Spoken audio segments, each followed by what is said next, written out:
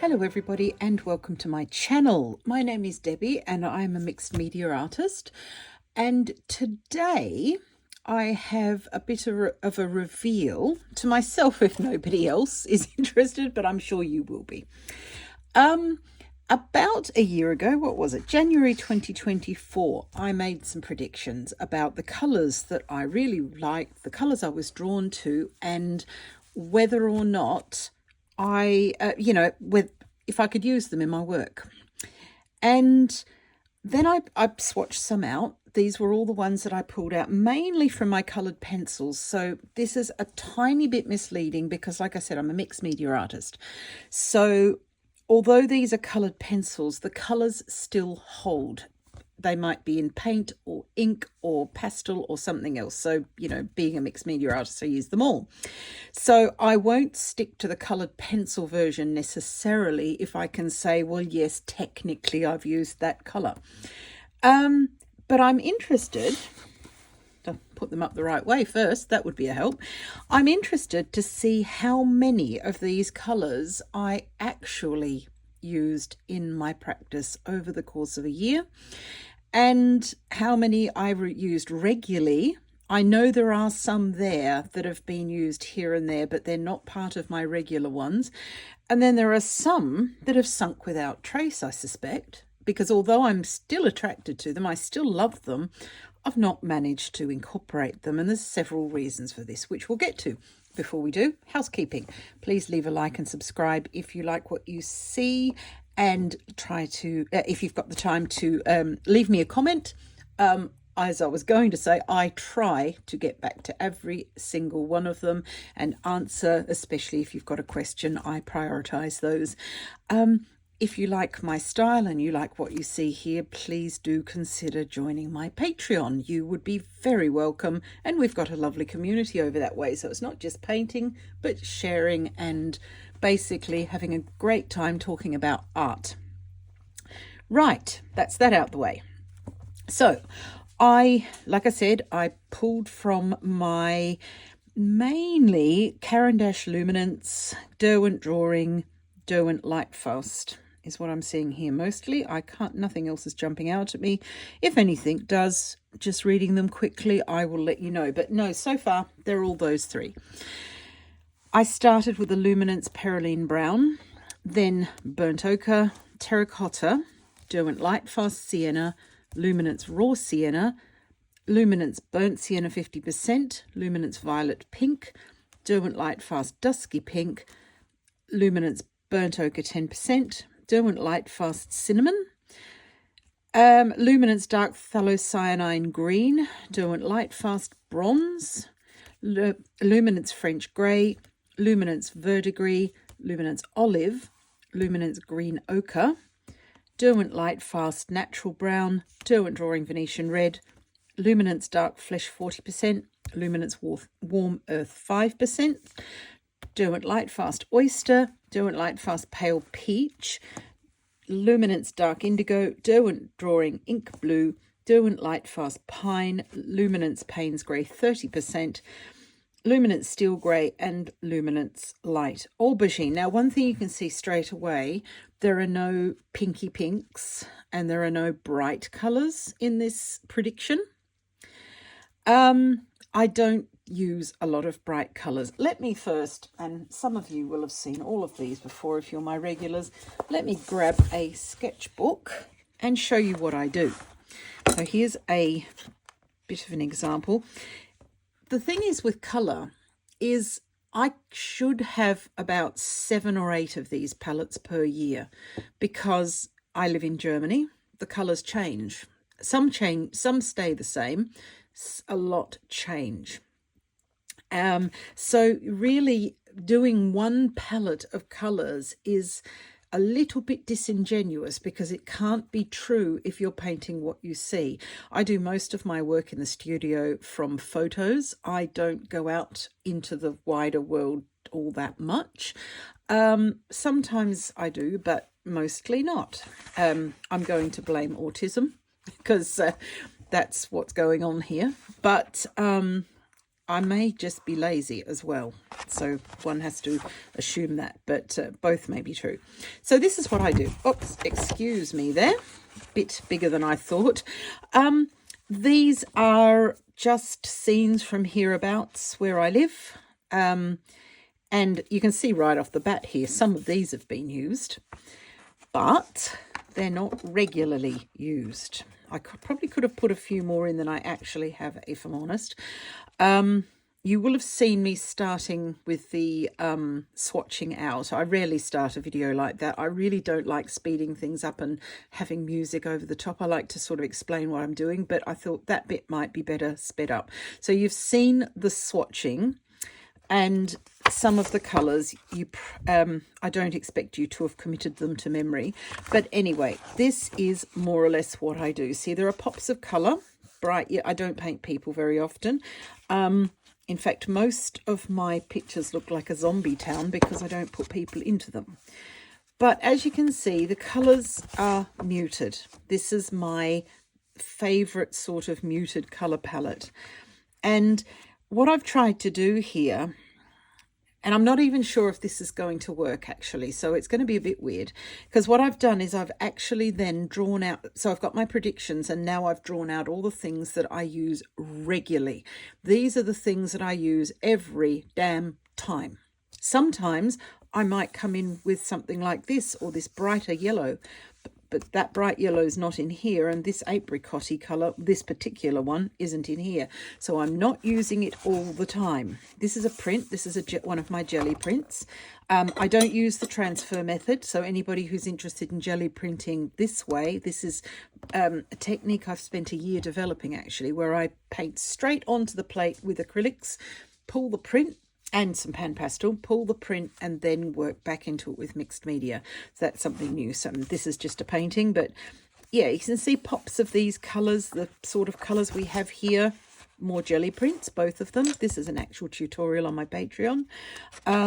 This one is just one I did for fun because I really love doing night scenes with the plate. This is what I'm working on at the moment. I haven't actually got anywhere near finishing it, but I will. But as you can see from that little mini tour, that will suffice, I'm sure, to show you that I work with muted colours. And these are the colours that I thought I would use all year. I couldn't see a future without them. However, here is the reality. It looks a bit different. I tend to go for warm versions of each colour. This is a real surprise, this very, very bright one. But, and like I said, some of them are different in different brands and some of them are different in different materials. So we've got coloured pencil. These are all coloured pencil. Coloured pencil, the new NeoArts. There is a coloured pencil here, trust me. I can prove it by pulling it out and showing it to you. It's my Derwent Drawing Chinese white. It is my favourite white.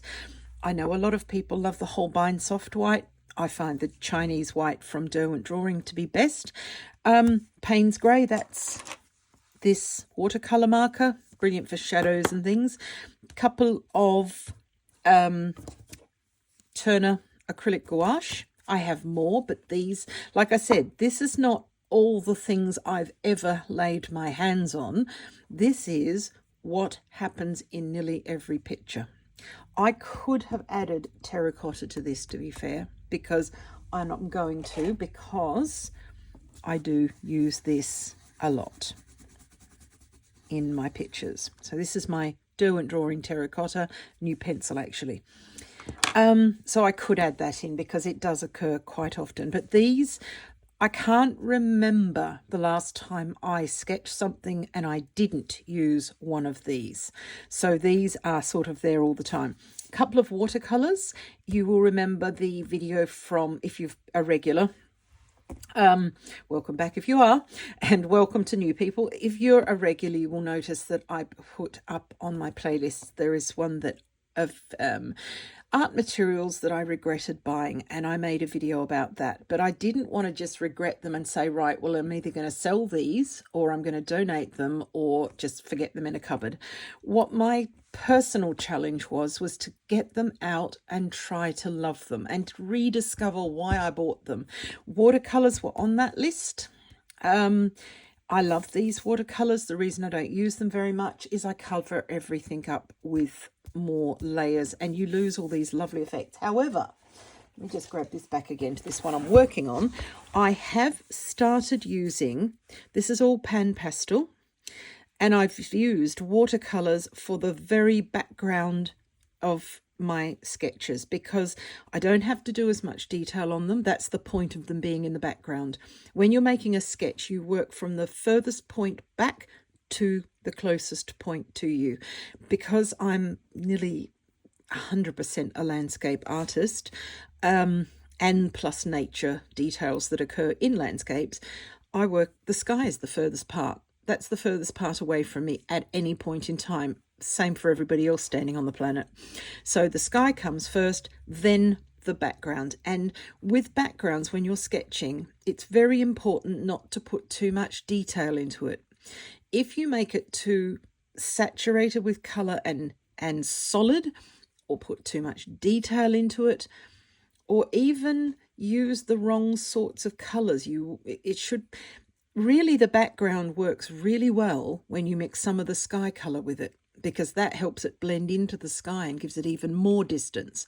That's not always possible. And here, of course, because I've used pan pastel and then watercolor, I've not done that. But the idea is to let the background stay in the background. So as you come forward with these warmer colors and put more detail on, here down here is, being the foreground, which is right where I'm standing here, air quotes there, in terms of this, that's going to have the most detail. So I've decided that I can use my granulating watercolors for these far off bits. Don't think I didn't know these are prints, so they don't count. Let me see. I've got another one here. Have I got a better example? Gosh, we're all over the place, honestly. That's a print. That doesn't count. That's actually, that's the latest jelly print on my Patreon as a cat in a window. Here, that's all watercolor because it's right back in the background. So starting pan pastel, start with watercolor. If there's water in the picture, I will go with pan pastel for the water as well, because water always reflects the sky. And that works particularly well. Here again, I've used this particular one here. Sorry, just being a bit of a contortionist for a minute there. This particular one worked very, very well for distant hills and mountains. And that's exactly what my soul needed. Here I haven't used any. And of course, yeah, just different views from where I live. So let's pop that aside again. So it works out that these two colours, I use them a lot. That for really distant hills and this for a little bit closer. And also other things that I want to stay in the background. And I guess you could argue that they sort of fall into these colours somewhat. This one, there's really nothing like them because they granulate. So they're really two colours. So nothing like them. But so those are my watercolours. Acrylic ink. This one is an acrylic ink. This one is, and this one. Gosh, I could have put them together. That would have been easier, wouldn't it? This is a green I've mixed myself from 3 colours of basically darkest green, darkest brown, and some Payne's grey acrylic ink, because this is my favourite acrylic. This is my favourite gouache colour. And again, you can see it in action in this picture here. It's got these lovely deep, deep greens, and that particular green, it's good because it's also made from the darkest green, darkest brown, and darkest blue, and you can play with the ratios. So if you want a bluier green, you put more of the blues in. The green itself keeps it sort of neutral green, and the brown will warm it up. So depending on what you want to do. And I use this colour for my tree trunks as well, because of course, as every person over the age of 5 knows, trees are not brown. Same as the sky doesn't occur just as a strip at the top of our picture. Trees can be more of a grey-brown. They can be almost black, especially after a shower of rain. So this is an easily customisable sort of colour. Antelope brown, I couldn't live without this. I think I'd have to have it on a drip. It's really nice, and it's used. When it's thinned down, sorry, I'm just grabbing for pictures here because I know that way I can show you and don't have to sort of talk your ear off. This is antelope brown, and it's used in various strengths. So some of it quite watered down. Again, pan pastel sky. And I think from memory, I did also pan pastel here just to get rid of the white paper. But the antelope brown is what gives it this warm sort of autumny, wintry type thing. Same here. A lot of this lovely bronzy golden colour is antelope brown. And again, oh, and this one here, I use this quite a lot too if I want to do grasses and bits and bobs. I think I've got some actually right on the same page.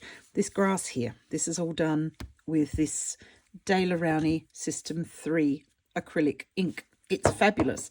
So these 3 acrylic inks, I didn't even think about those when I did this about a year ago because I didn't have them in my kit. I was just using what I had, and every now and again I'll refresh the entire thing with a new product, and these were the things that I added in.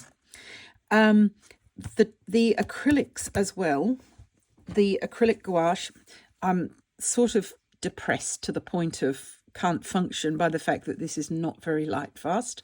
This dandelion one, which is this, because it is excellent for highlights on things like that. And again, it doesn't occur here. It certainly doesn't. I never thought that I would buy anything quite this bright. So yeah, that hasn't happened. I'm not having much so far. I would make a lousy psychic or a predictor of any kind because, yeah, so far, although there are some things here that are quite like it, there are only 1 or 2 direct hits. I'd be crap at bingo as well. I don't, if this was a bingo card, that's me out because, yeah. I like, gouache is my favourite. I think watercolour must come second, even though I said I wasn't keen on it. I've learnt to love it differently. But gouache is the favourite. The acrylics are great because they will go on top of just about everything. I'm not an oil paint person. I've got some oil pastels and I use those for certain flowers and things like that. But you want a strong medium. And when I say strong, I mean you can put these colours over this, but not these easily over the darker versions of these. These would be okay, but if you had a black, you couldn't put watercolour over black acrylic. You wouldn't see a damn thing, but you can put a black acrylic over the top of watercolour and you will see it. It's a lot stronger is the best way that I can think of explaining it is it's a stronger colour and it will go over these others and cover them. So yeah, I like these for when I think my paper can't take another layer of anything, I can come in with some acrylics. So I've got that as a backstop, and I've got some Holbein and I've got some of these others, but these occur in many, many of my pictures. So moving on to gouache, I don't know what brands these are. This one's the one I've mixed myself, so it's God only bloody knows. It's all over the place. And my gouache palette, let me just put this into context for you, is famously a mess. But I keep going back into these little areas and bits and bobs, and here, there's stuff in here that I can use. The bad thing is I can't reproduce it. So if something works brilliantly, that's me finished. Bit of cat hair. Make sure there's cat hair in your artwork. It helps a lot. We make sure it's in everything. Yeah, I can't reproduce it if it works. So I've got these colours that I'm pretty sure I know what they are, but I couldn't be sure, so I can't tell anyone. This one is an apricot that I've made from a pink and a yellow ochre and white. And this one is darkest blue, darkest green, darkest brown, in whichever way you want it to go. This one is a blue. It's probably closest to what you might call a true blue, and it works really well for skies if you want that sort of blue. So these two are the brightest, you know, without them, there's not much bright going on here. like I said, I'm pleased I did put terracotta in. I don't know why I didn't first of all, because it occurs a lot, but these occur in everything. The new kid on the block here are these Caran NeoArt 6901s. If you're in the art world at the moment, you will know that they are new. They're not like the old NeoArts, which back in the day were water soluble. These are not water soluble. They are a wax oil pastel, so they've got absolutely everything in them. But they're fabulous, and the more I'm using them, the more I love them.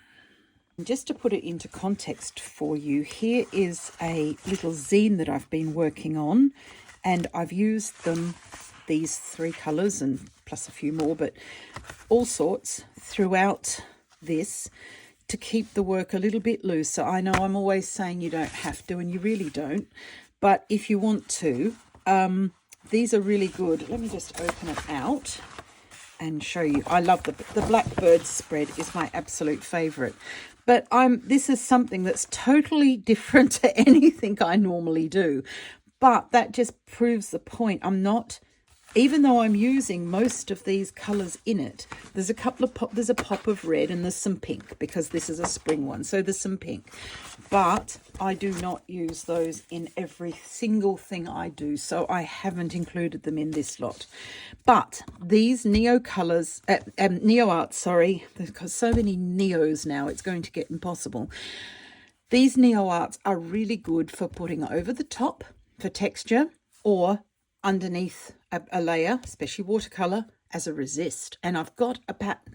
Actually, there's a couple of videos that I've got up here in my playlist. One is about resistance is useful. Try that one for showing how to do a resist. And then last week, I think it was, but don't quote me there, because sometimes I put videos in where they will do most good. I did a favourite 5 with NeoArt, and I paired them with their luminance pencil. Now, to just put that into context, each one of these, if you're new to them, has got a luminance pencil that matches it almost exactly. As you can see, if I use this here, this is dark indigo, and this is the dark indigo pastel.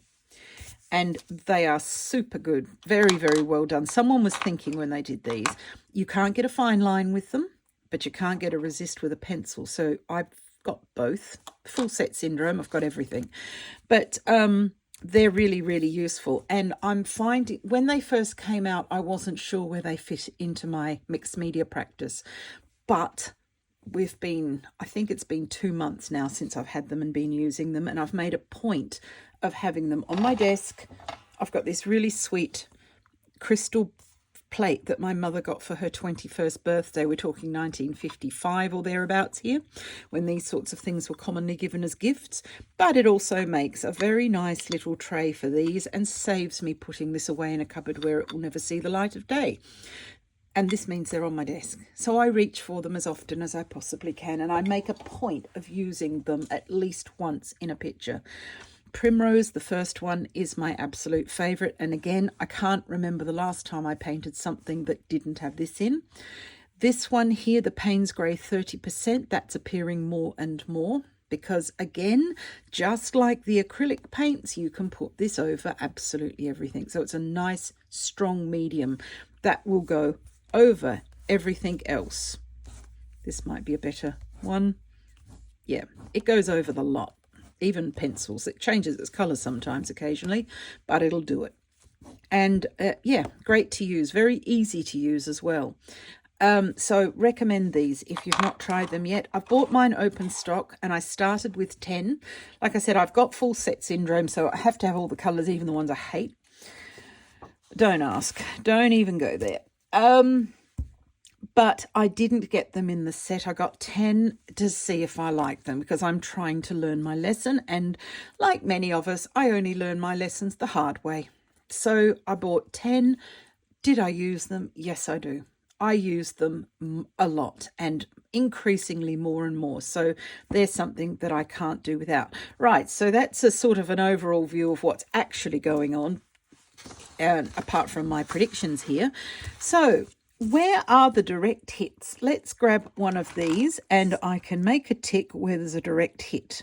So none of those two not. Derwent Light Fast Chocolate, no. Mars Black, no. Forest, now this is an interesting one because I actually put down Luminance Dark Phthalocyanine Green, which was, I was absolutely having it was such a crush. I couldn't eat. I was so in love with that, and I haven't used it since I put it onto here in January 24. I'm even wondering if that was a bit earlier than that, actually. Green Ochre, this is a hit. That's a direct hit. We've got Green Ochre, so 1. Dark Indigo, two direct hits. Autumn Brown, no. The closest I've got is Natural Brown. And Terracotta, this was my Luminance Terracotta I've got here, so that's not really a direct hit. That's, to be fair, I'm being a little bit disingenuous there because it's the colour that I use. It's a different delivery system, that's all.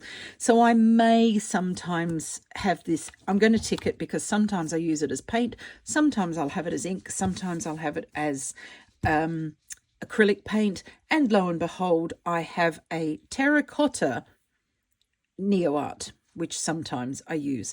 So the colour I certainly use in a different delivery system. Can't count any of these because these are new. These are new. This one wasn't on there at all, but I have got greys. I've got, actually now this is another grey, to be fair, that could have gone on. I'm going to tick it, even though it's not on here, because I forgot it. Luminance French Grey. I use that an awful lot. It's just a perfect colour. Can I get one without upsetting the whole apple cart here? Yes, I can actually. French Grey, that one. So that could go on as well. I do use that an awful lot. So a couple I've missed there. Dandelion, no, that's new. Like I said, the gouache, nothing like it on here. This one, you could argue, I'm going to tick that because you could argue that this one is very similar, different delivery system, that's all. And of course, that means this one has to be ticked because they are so similar. I wonder, well, the reason why I've got both of these is because this is an ink and I can use my dip pen with that. Gouache, not so much. You can, and I have done so. What I get, I buy these little makeup pots because they're deep, but they don't take too much. This one's really quite small. And I can mix things up in here. Like I have mixed stuff like gouache before with plenty of water, or acrylic paint with plenty of water and put it in. It's got to be deep to get the dip pen in, and then I've used those. So that could happen, but it doesn't need to because I have an ink. These two, there's nothing like them on there. And the green, I'm going to tick this green along with this one and this one and this one because they are pretty similar. Warm Earth, where'd we get up to? Mars Black, nothing like it. Warm Earth, no. Olive Brown is the closest. Green Ochre, yes. Direct hit. Indigo, like I said. Autumn Brown, I think I did all those. Gosh, meeting myself coming back now. And Antelope Brown, not really. Probably the bronze one. I must look for that pencil because that would be one that would be quite useful. And Olive Brown, strangely enough, I have another one of these NeoArts. And I've been using the Olive Brown, but not in every picture. So therefore, it's not going to be counted. So that's a no. So out of all of this, we've got 1, 2, 3, 4, 5, 6, 7. Direct hits out of all of it. Like I said, I'm not going to be shouting bingo anytime soon. I don't know. What do I put this down to is the next question that you would probably be wanting to ask. And the thing I put it down to is having too much. It's as simple as that. I have got about 700 coloured pencils. Oh God, if you count the polychromos, it may even be more. I've got so many that I don't reach for them often. I don't think of them. I forget they're there, even though they're right next to me. I think it's time I did an updated studio tour, to be fair. And my clue as to what I'm using is what is there put into these holders. Some of these are a bit thicker and I can't put the cuff on them, so I've just jammed them in, and at the moment we're in that stage that experts call hoping for the best. It works to a certain extent. These are the ones that I'm using most often, and it's demonstrated by the fact that they're getting smaller. Some of these others are not. Like this one's new, so I must have used that at some point. But I've just got too many. And I think that there is an argument for having less and being more creative with less. I don't like... There are a couple of trends around at the moment in the art world, and one of them is to just choose 3 colours at random and do everything with that. I've never enjoyed that. Maybe that's to come. Maybe that's an experience that I'm yet to have. I don't like time drawings very much either, because I take as long as I take. Sometimes it's a 2-second thing, and sometimes I want to sit all day and fuss. And that's when I come to paint my birds. I do that, you know, some of the realistic birds. I want to fuss. So I've got time. I want to take the time, and I don't want to be timed. So it depends. But sometimes I do look at this and I can see just by looking at this that this is a much tighter palette than this. This has got many more nuances in colours. But like I said, I do use these, just not in every picture. And the point of this was, how much of this prediction do I actually use regularly, and what's changed? And the simple answer, which could have actually rendered this video as a 2-second one, is quite a lot. That's it. Quite a lot's changed. I didn't use most of them. And like I said, because I just don't reach them. If they're not on my desk, I don't actually grab them very often. See, I've got other inks too, and there's drawers full of everything. I've got it within arm's reach. It's great, but it's just too much.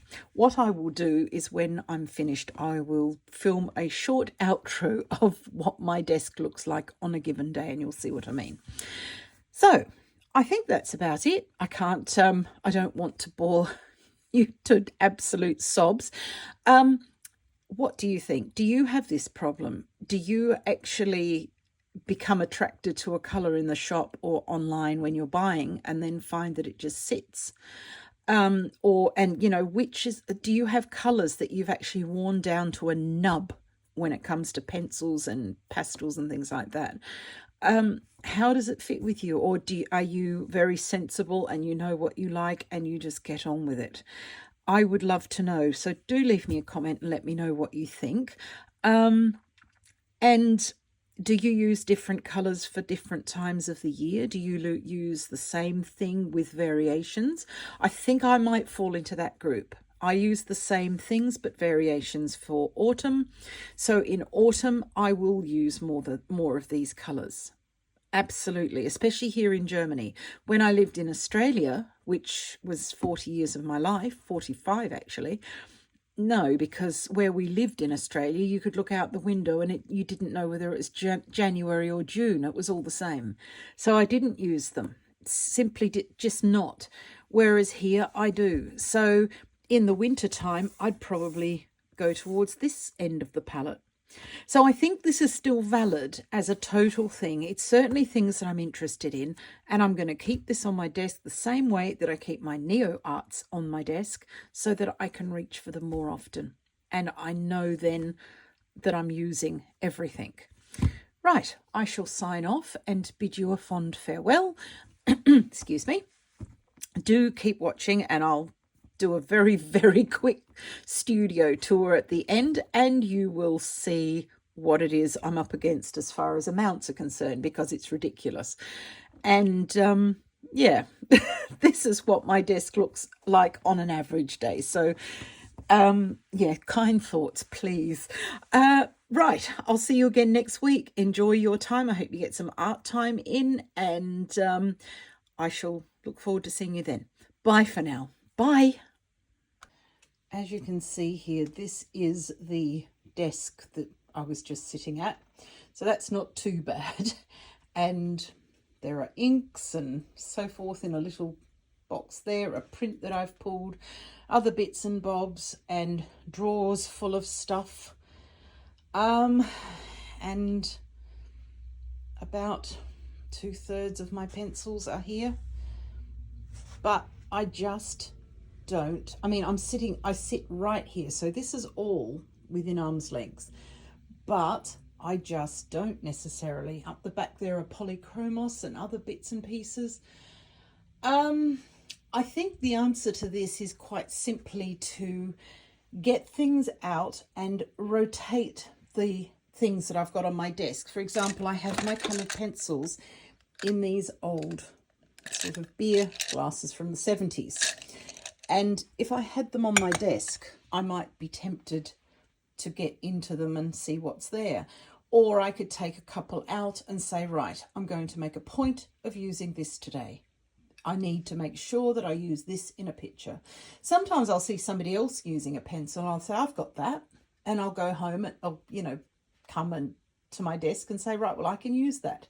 So, yeah, it's all very interesting. I've got, like I said, it's just too much. And I think that's mostly why, because to be fair, the colours that attracted me in the first place still do.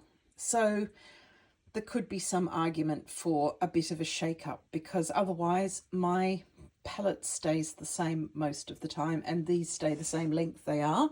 And whilst most things will last, I've got some acrylic paint from, I think it's more than 25 years old, closer to 30 than it is to 25 years old, and I'm still using it.